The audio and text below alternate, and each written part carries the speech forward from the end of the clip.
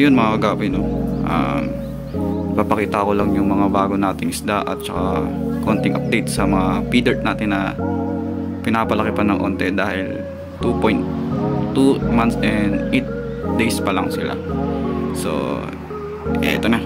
So unang-una, ito yung mga bago nating strain na ABT material green. So bumili tayo kay Sir Frank, no? Sa kanya ako bumili ng ABT dahil solid yung mga ABT niya. Ang binigay niya sa akin is ABT non-ribbon and ABT ribbon na yan. So ito yung isang sample natin. So pinag-iwalay ko muna sila at ina-acclimate. Next naman, itong ating mga female na non-ribbon din at saka ribbon. Ito yung non-ribbon, ito yung ribbon. Hindi lang makikita pero dito pinagsasama ko na sila sa natin sa feeder na female, kasi ang balak kong gawin is papagpalakin ko muna sila ng katawan at kailangan macho sila katulad ng mga female natin na feeder.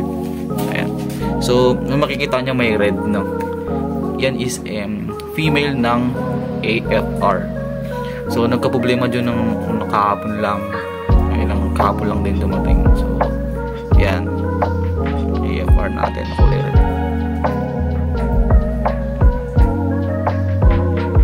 Ito naman yung male na AFR. So tinatry lang natin siyang i-solo tank muna para bawiin yung katawan, tsaka makahabol na siya sa mga iba kong male na pinapalaki din yung katawan.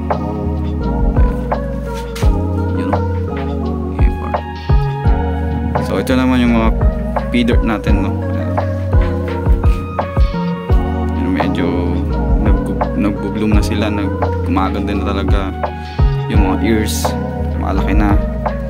Yan, hindi mo masasabing 2 months and 8 days na yan dahil para silang mga adult na around 3 months magpo 4 months ganyan, dahil sa ating pond na malaki.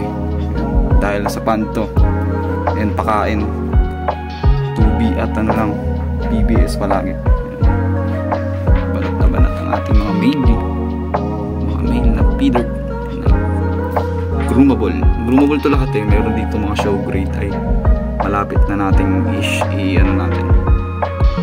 itawag dito, i-groom para sa ating sa mga susunod na show ay sasali tayo.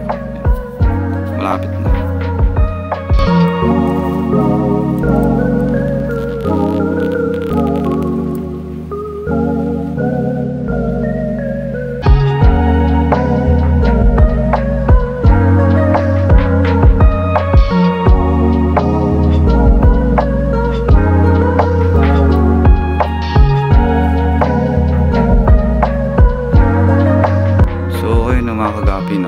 Konting update lang talaga.